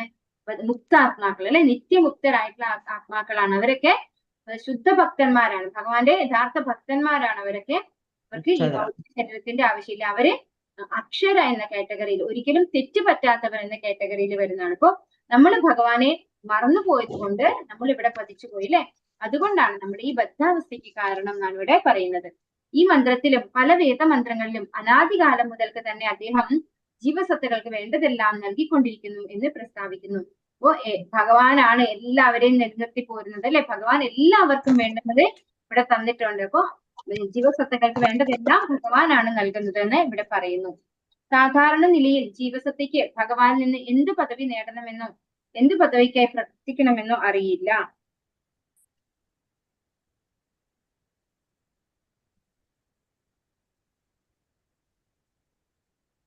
അടുത്ത പാരഗ്രാഫ് രാധ മാതാജി വായിച്ചോളൂ, ഷംന മാതാജി വായിച്ചോളൂ. സോറി. ഹരേ കൃഷ്ണ മാതാജി. ഹരേ കൃഷ്ണ. സാധാരണ നിലയിൽ ജീവിതത്തിലേക്ക് ഭഗവാനിൽ നിന്ന് എന്ത് പദവി നേടണമെന്നോ എന്ത് പദവിക്കായി പ്രാർത്ഥിക്കണമെന്നോ അറിയില്ല.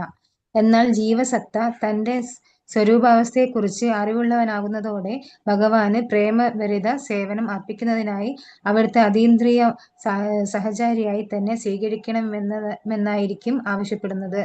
നിർഭാഗ്യവശാൽ അവർ ഭൗതിക പ്രവൃത്തിക്ക് വശംവദരായി മറ്റു പലതും ആവശ്യപ്പെടുകയും ചെയ്യുന്നു. ഇത്തരക്കാരുടെ മാനസിക വ്യാപാരത്തെ ഭഗവത്ഗീതയിൽ 2-ാം അധ്യായം 41-ാം ശ്ലോകത്തിൽ ഏകാഗ്രമല്ലാത്ത അഥവാ ശാഖകളോട് കൂടിയ ബുദ്ധി എന്ന് വിവരിക്കുന്നു. ആത്മീയ ബുദ്ധി ഏകമാണ്, പക്ഷെ ഭൗതിക ബുദ്ധി ബഹുശാഖകളുള്ളത്രേ.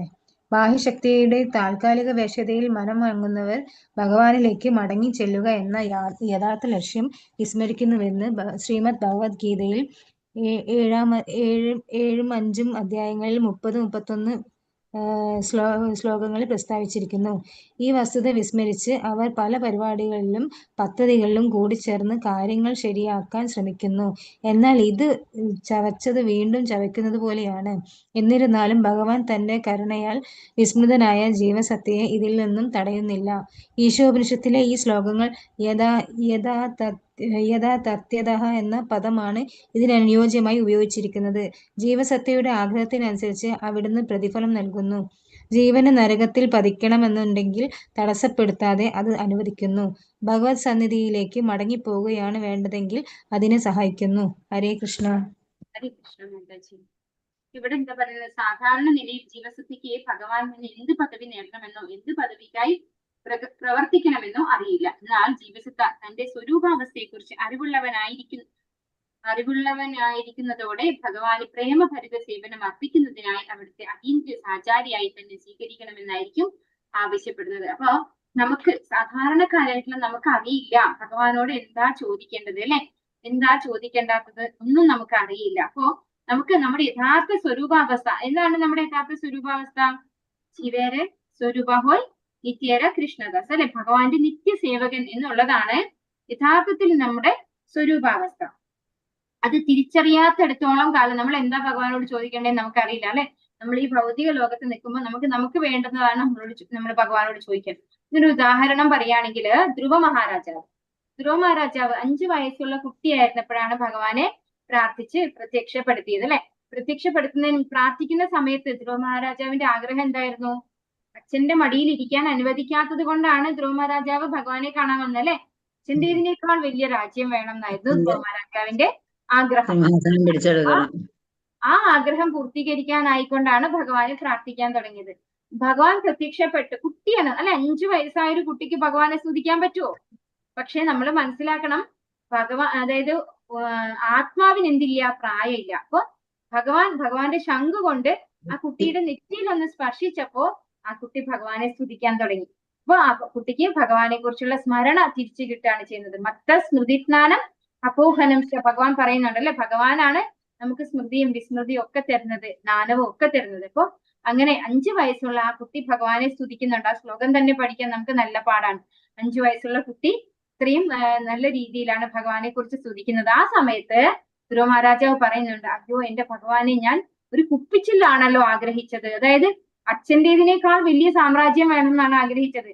അത് ഭഗവാന്റെ മുന്നിൽ എന്തുപോലെയാണ്? ഒരു കുപ്പിച്ചില്ല് ചോദിക്കുന്ന പോലെ നിസ്സാരമാണ്. അപ്പൊ അത്രയും നിസ്സാരമായ കാര്യത്തിനാണല്ലോ ഞാൻ ആഗ്രഹിച്ചത് ഭഗവാനെ, എനിക്ക് അതൊന്നും വേണ്ട, ഇനി ഭഗവാനെ മാത്രം മതി.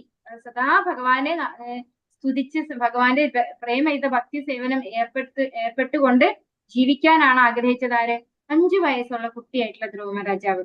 അപ്പോ ഭഗവാനെ കുറിച്ച് അറിയുന്നത് വരെ മാത്രമേ നമുക്ക് എന്തുള്ളൂ? ഈ ഭൗതികമായ കാര്യങ്ങളൊക്കെ ഉള്ളൂ അല്ലെ. ആ സമയത്ത് നമ്മൾ ചിലപ്പോ എനിക്ക് വലിയ വീട് വേണം, എനിക്ക് കാറ് വേണം എന്നൊക്കെ നമ്മൾ ചിലപ്പോൾ റിക്വസ്റ്റ് ചെയ്ത് പോയിരിക്കും അല്ലെ. പക്ഷെ ഭഗവാനെ കുറിച്ച് അറിഞ്ഞു കഴിഞ്ഞാൽ ഭഗവാന്റെ കൂടെ ഇരിക്കണം, ഭഗവാന് സേവനം ചെയ്യണം. കാരണം എന്തുകൊണ്ടാണ്? നമ്മൾ ഈ മെറ്റീരിയലിസ്റ്റിക് ആയിട്ടുള്ള എല്ലാവരും, ഇപ്പൊ നമുക്ക് ആരും ബന്ധുക്കളൊന്നും ഇല്ല എങ്കിൽ നമുക്ക് ആഗ്രഹം ഉണ്ടാവും വലിയ വീട് വേണമെന്ന്, നമുക്ക് പിന്നെ വലിയ കാറ് വേണമെന്ന് എന്തെങ്കിലും ആഗ്രഹം ഉണ്ടാവും. നമുക്ക് എവിടെയും പോകുമ്പോഴും സന്തോഷം കിട്ടില്ല അല്ലെ. ആരും ഇല്ല നമ്മുടെ കൂടെ, ഞാൻ ഒറ്റയ്ക്കാണെങ്കിൽ എനിക്കിതൊന്നും കൊണ്ടൊരു സന്തോഷം കിട്ടില്ല. അപ്പൊ ഇതൊക്കെ സന്തോഷിക്കണമെങ്കിൽ ഇവിടെ ആര് വേണം? നമ്മുടെ സ്വന്തം ബന്ധങ്ങൾ വേണം. അപ്പൊ ഇതൊക്കെ എന്താണ്? നശ്വരമാണ്.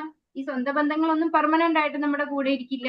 പക്ഷെ ഭഗവാന്റെ കൂടെ നിത്യമായിട്ടുള്ള സന്തോഷമാണ്. ഭഗവാൻ ആരാണ്? സത്ത് ചിത്ത് ആനന്ദമാണ്. അപ്പൊ അങ്ങനെയുള്ള ഭഗവാന് കിട്ടണമെന്ന് മാത്രമേ ആരാഗ്രഹിക്കുള്ളൂ? ഭഗവാനെ മനസ്സിലാക്കുന്ന ഭഗവാന്റെ ഭക്തന്മാര് ആഗ്രഹിക്കുള്ളൂ. ബാഹ്യശക്തിയുടെ താത്കാലിക വശ്യതയിൽ മനം മയങ്ങുന്നവർ ഭഗവാനിലേക്ക് മടങ്ങി ചെല്ലുക എന്ന യഥാർത്ഥ ലക്ഷ്യം വിസ്മരിക്കുന്നു എന്ന് ശ്രീമദ് ഭാഗവതത്തിൽ 7, 5, 30, 31 ശ്ലോകങ്ങളിൽ പ്രസ്താവിച്ചിരിക്കുന്നു. അത് ഭാഗവതം 7-ാമത്തെ സ്കന്ധം പ്രഹ്ലാദ് മഹാരാജാവിനെ സംബന്ധിക്കുന്നതാണ്. അതില് 5-ാമത്തെ അധ്യായത്തിൽ 30, 31 ശ്ലോകങ്ങളില് പ്രഹ്ലാദ് മഹാരാജാവ് പറഞ്ഞത് എന്താണ്? പുനഃചർവിത ചർവണാനാം. അതായത് ചവച്ചത് തന്നെ ചവച്ചോണ്ടിരിക്കുകയാണ് നമ്മൾ ഓരോ ജന്മങ്ങൾ എടുത്തിട്ട് ചെയ്യുന്നത്. നമ്മൾ എല്ലാ ജന്മത്തിലും ചെയ്യുന്ന 4 കാര്യങ്ങൾ എന്താണ്? ആഹാര, നിദ്ര, ഭയ, മൈഥുനം അല്ലെ. ഈ 4 കാര്യങ്ങൾ നമ്മൾ മൃഗശരീരം എടുത്താലും മനുഷ്യ ശരീരം എടുത്താലും എല്ലാവരും ചെയ്തുകൊണ്ടിരിക്കുകയാണ്. അതുകൊണ്ടാണ് പ്രഹ്ലാദ് മഹാരാജാവ് പറഞ്ഞത് പുനഃചർവണ ചർവിതാനാം. നമ്മൾ ചവച്ചത് തന്നെ വീണ്ടും വീണ്ടും ചവച്ചുകൊണ്ടിരിക്കുകയാണ് ചെയ്യുന്നത്. അതുകൊണ്ട് അതിലൊരു താല്പര്യം വേണ്ടതില്ല എന്ന്. അതായത് ബാഹ്യശക്തിയുടെ താത്കാലിക വശ്യതയിൽ മനം മയങ്ങുന്നവർ ഭഗവാനിലേക്ക് മടങ്ങി ചെല്ലുക എന്ന യഥാർത്ഥ ലക്ഷ്യം വിസ്മരിക്കുന്നു എന്ന് ഇവിടെയാണ് പ്രഹ്ലാദ് മഹാരാജാവ് പറഞ്ഞിട്ടുള്ളത്. നമ്മൾ ഈ ചവച്ചത് തന്നെ ചവച്ചുകൊണ്ടിരിക്കുകയാണ്, ഭഗവാനെ ഓർക്കുന്നില്ല, തിരിച്ചു ഭഗവാന്റെ അടുത്തേക്ക് പോകേണ്ടവരാണ് നമ്മളെന്ന് നമ്മൾ മനസ്സിലാക്കുന്നില്ല. ജീവസത്തയുടെ ആഗ്രഹത്തിനനുസരിച്ച് അവിടുന്ന് പ്രതിഫലം നൽകുന്നു. ജീവന് നരകത്തിൽ പതിക്കണമെന്നുണ്ടെങ്കിൽ തടസ്സപ്പെടുത്താതെ അത് അനുഭവിക്കുന്നു. ഇതിന് അനുയോജ്യമായ പദമാണ് ഈശോപനിഷത്തിലെ യഥാതഥ്യത എന്ന പദം. അപ്പോ ഈശോപനിഷത്തിൽ ഉപയോഗിച്ചിട്ടുള്ള യഥാതഥ്യത എന്ന പദത്തിന്റെ അർത്ഥം നമുക്ക് ആഗ്രഹം നരകീയ ലോകങ്ങളിലേക്ക് പതിക്കാനാണെങ്കിൽ അതിനും ഭഗവാൻ അനുമതി തരുന്നു. അത് ഭഗവത്ഗീതയിലും ഭഗവാൻ 13-ാമത്തെ അധ്യായത്തില് പറഞ്ഞിട്ടുണ്ട്. ഉപദ്രഷ്ടാനുമന്ത ഭർത്താഭോക്ത മഹേശ്വര ഉപദ്രഷ്ട അനുമന്ത. ഭഗവാൻ അടുത്തിരുന്ന് കാണുന്നു, അനുമതി തരുന്നു. അപ്പൊ അതിന് അനുവാദം തരും. നമുക്ക് തെറ്റായ രീതിയിൽ പ്രവർത്തിക്കാനാണെങ്കിൽ അതിനും ഭഗവാൻ അനുവാദം തരും. പക്ഷെ ആ കർമ്മഫലം നമ്മൾ അനുഭവിക്കാൻ നമ്മൾ നരകീയ ലോകങ്ങളിലേക്ക് പോകേണ്ടി വരും. അടുത്ത പാരഗ്രാഫ് രാധാ മാതാജി വായിച്ചോളൂ. ഹരേ കൃഷ്ണ. ഹരേ കൃഷ്ണ മാതാജി. ഭഗവാൻ മാത്രമാണ് സ്വയം സമ്പൂർണൻ. 5000 വർഷങ്ങൾക്ക് മുമ്പത്തെ പാരഗ്രാഫ് അല്ലേ മാതാജി? ഹരേ കൃഷ്ണ. ഇവിടെ ഈശ്വരൻ മഹോന്നതൻ എന്ന അർത്ഥത്തിൽ പരിഭൂഹോ എന്ന് വർണ്ണിക്കപ്പെടുന്നു. ഒരാളും അദ്ദേഹത്തിന് സമനോ അദ്ദേഹത്തെക്കാൾ ഉന്നതനോ അല്ല. മറ്റു ജീവസത്തകൾ പ്രഭുവിൽ നിന്ന് വസ്തുക്കൾ കാക്ഷിക്കുന്ന യാചകരായി വർണ്ണിക്കപ്പെടുന്നു. അവർ അഭിലഷിക്കുന്ന വസ്തുക്കൾ അദ്ദേഹം പ്രദാനം ചെയ്യുകയും ചെയ്യുന്നു. വൈഭവത്തിൽ ജീവസത്തയ്ക്ക് ഭഗവാനുമായി സമത്വവും സർവജ്ഞതയും സർവശക്തിത്വവും ഉണ്ടായിരുന്നെങ്കിൽ മുക്തി എന്ന് വിശേഷിപ്പിക്കപ്പെടുന്നതിനു വേണ്ടി പോലും പ്രഭുവിനോട് യാചിക്കുന്ന പ്രശ്നം ഉദിക്കുമായിരുന്നില്ല. ഭഗവാന്റെ പാദങ്ങളിൽ യഥാർത്ഥത്തിലുള്ള മോക്ഷപ്രാപ്തി നിരാകാരവാദികളാൽ കരുതുന്ന മുക്തി ഒരു സങ്കല്പം മാത്രമാണ്. യാചകൻ തന്റെ ആത്മീയ ബോധത്തിലെത്തി സ്വരൂപാവസ്ഥയെ സാക്ഷാത്കരിക്കുന്നതുവരെ വിഷയസുഖങ്ങൾ യാചിക്കുന്നത് തുടർന്നുകൊണ്ടേയിരിക്കും. ഹരേ കൃഷ്ണ മാതാജി. ഹരേ കൃഷ്ണ മാതാജി. ഈശ്വരനെ പരിപു എന്ന് വർണ്ണിക്കപ്പെടുന്നു. ഒരാളും അദ്ദേഹത്തിന് സമനോ അദ്ദേഹത്തെക്കാൾ ഉന്നതനോ അല്ല. അസമൂർധൻ എന്നും ഭഗവാന് പറയും അല്ലെ. ആരും ഭഗവാന് സമനോ അല്ല, ഭഗവാനേക്കാൾ ഉയർന്ന പൊസിഷനിലല്ല. അസമ സമ ഊർധ്വൻ അല്ലെ. അസമ പറഞ്ഞു എന്താണ്? തുല്യനല്ല. ഊർധ്വ എന്ന് പറഞ്ഞു കഴിഞ്ഞാൽ എന്താണ്? ഭഗവാനാണ് ഏറ്റവും ഉയരത്തിലുള്ളത് അല്ലെ. ഭഗവാന് മുകളിലായിട്ട് ആരുമില്ല. ജീവസത്തുകൾ പ്രഭുവിൽ നിന്ന് വസ്തുതകൾ കാക്ഷിക്കുന്ന യാചകരായി വർണ്ണിക്കപ്പെടുന്നു. അവർ അഭിലഷിക്കുന്ന വസ്തുക്കൾ അദ്ദേഹം പ്രദാനം ചെയ്യുകയും ചെയ്യുന്നു അല്ലെ. നമ്മളൊക്കെ അമ്പലത്തിൽ പോയിട്ട് റിക്വസ്റ്റ് ചെയ്യും അല്ലെ, എന്റെ കുട്ടികൾക്ക് നല്ല ആരോഗ്യം കൊടുക്കണേ, അവർക്ക് നല്ല വിദ്യാഭ്യാസം കൊടുക്കണേ അല്ലെ, അവർക്ക് നല്ല ജോലിയിൽ പ്രവേശിക്കാൻ കഴിയണേ. ഇതൊക്കെ എന്താണ്? ഭൗതികമായിട്ടുള്ള ആഗ്രഹങ്ങളാണ് അല്ലെ. ഇതൊക്കെ ഭഗവാൻ പ്രദാനം ചെയ്യുകയും ചെയ്യുന്നു. നമ്മുടെ അർഹതയ്ക്ക് അനുസരിച്ചാണ്, നമ്മള് ചോദിക്കുന്നതിനനുസരിച്ചല്ല ഭഗവാൻ നമുക്ക് തരാം, നമ്മുടെ അർഹതയ്ക്ക് അനുസരിച്ച് ഭഗവാൻ തരും. യാചകൻ തന്റെ ആത്മീയ ബോധത്തിലെത്തി സ്വരൂപാവസ്ഥയെ സാക്ഷാത്കരിക്കുന്നത് വരെ വിഷയസുഖങ്ങളെ യാചിക്കുന്നത് തുടർന്നു കൊണ്ടേയിരിക്കും.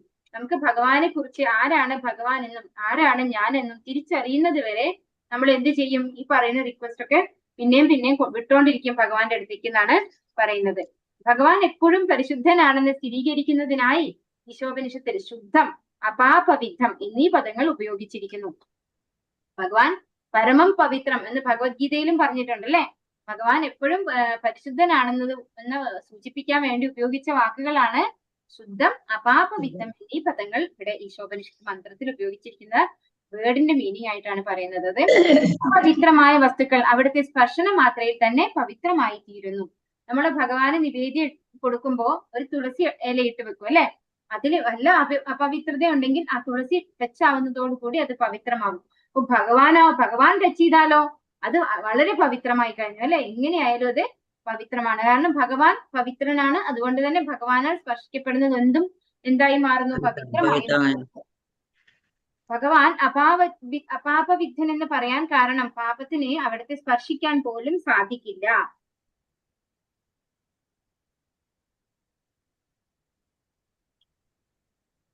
തന്റെ അണുനാശിക ശക്തിയാൽ സൂര്യൻ നിന്ദ്യമായ വസ്തുക്കളെ പരിശുദ്ധമാക്കുന്നു. ഒരു ഭൗതിക വസ്തുവായ സൂര്യൻ ഇത്രമാത്രം, ഇത് അടുത്ത പാരഗ്രാഫിൽ വരുന്നതാണ്. പാരഗ്രാഫ് ആരാ വായിക്കുന്നത്? പ്രേമ മാതച്ചി വായിച്ചു. ഹരേ കൃഷ്ണ. ഹരേ കൃഷ്ണ. ഭഗവാൻ മാത്രമാണ് സ്വയം സമ്പൂർണ്ണൻ. 5000 വർഷങ്ങൾക്ക് മുമ്പ് ഭഗവാൻ ശ്രീകൃഷ്ണൻ അവതരിച്ചപ്പോൾ വൈവിധ്യമാർന്ന ലീലകളാൽ തന്റെ പരമപുരുഷ രൂപം പ്രകടിപ്പിച്ചിരുന്നു. ശൈശവത്തിൽ അവിടുന്ന് അഘാസുരൻ, ശകടാസുരൻ, ബകാസുരൻ തുടങ്ങി നിരവധി ശക്തരായ അസുരന്മാരെ നിഗ്രഹിച്ചു. ബാഹ്യമായ പരിശ്രമം കൊണ്ട് അവിടുന്ന് അത്തരം ശക്തി ആർജിക്കുകയെന്ന പ്രശ്നമേ ഉദിക്കുന്നില്ല. ഭാരോദ്വഹനം പരിശീലിക്കാതെ തന്നെ അവിടുന്ന് ഗോവർദ്ധന പർവ്വതം എടുത്തുയർത്തി. സാമൂഹ്യ നിയന്ത്രണങ്ങളും എതിർപ്പുമില്ലാതെ അവിടുന്ന് ഗോപസ്ത്രീകളോടൊത്ത് രാസനടനമാടി.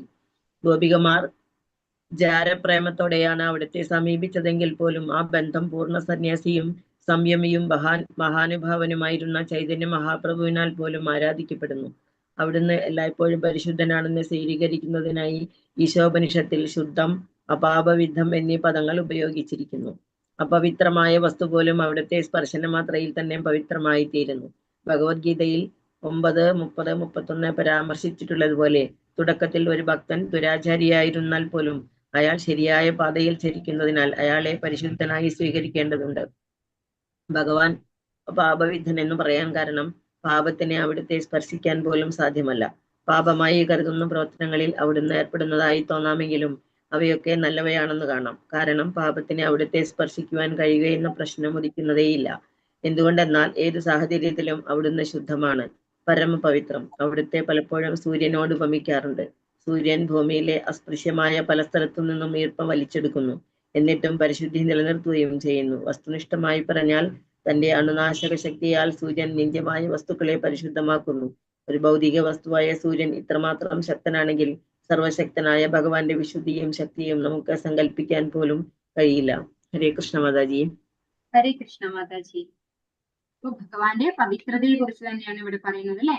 നമ്മൾ പറഞ്ഞു എന്താണ് ഭഗവാൻ അപാപവിത്രൻ എന്ന് പറയാൻ കാരണം പാപത്തിന് അവിടുത്തെ സ്പർശിക്കാൻ പോലും സാധിക്കില്ല. ഭഗവാൻ പരമം പവിത്രം എന്നാണ് ഭഗവത്ഗീതയിലും പറഞ്ഞിരിക്കുന്നത് അല്ലെ. ഭഗവാൻ നമ്മളിവിടെ പറഞ്ഞിരിക്കുന്നു ഗോപികമാരുടെ ലീല അല്ലെ. അവിടെ ഗോപികമാരുടെ ഒക്കെ സ്പർശിച്ചു ഭഗവാൻ അല്ലെ. ഭഗവാൻ സ്പർശിച്ചാൽ എന്താണാവുക? അപവിത്രമായത് പോലും പവിത്രമായി മാറുകയാണ് ചെയ്യുക. ഒരിക്കലും ഭഗവാൻ സ്പർശിച്ചതുകൊണ്ട് കളങ്കിതരായി പോവില്ല നമ്മളാരും, അല്ലെ? ഭഗവാനാൽ സ്പർശിക്കപ്പെട്ടു കഴിഞ്ഞാൽ ഗോപികമാരും പവിത്രരായി മാറുകയാണ് ചെയ്യുന്നത്. തന്റെ അണുനാശക ശക്തിയാൽ സൂര്യൻ നിന്ദ്യമായ വസ്തുക്കളെ പരിശുദ്ധമാക്കുന്നു. ഒരു ഭൗതിക വസ്തുവായ സൂര്യൻ ഇത്രമാത്രം ശക്തനാണെങ്കിൽ സർവശക്തനായ ഭഗവാന്റെ വിശുദ്ധിയും ശക്തിയും നമുക്ക് സങ്കല്പിക്കാൻ പോലും കഴിയില്ല.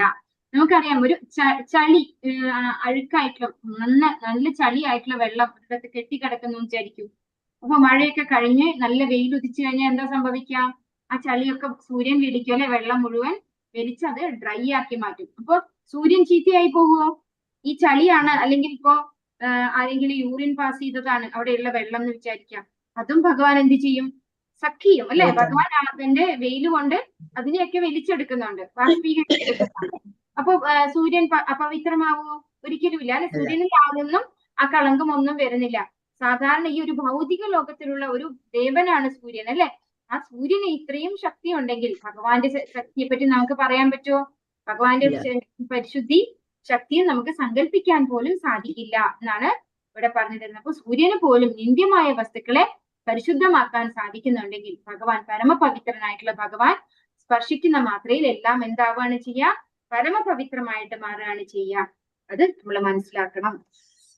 ഹരേ കൃഷ്ണ കൃഷ്ണ കൃഷ്ണ ഹരേ ഹരേ, ഹരേ രാമ രാമ രാമ ഹരേ ഹരേ.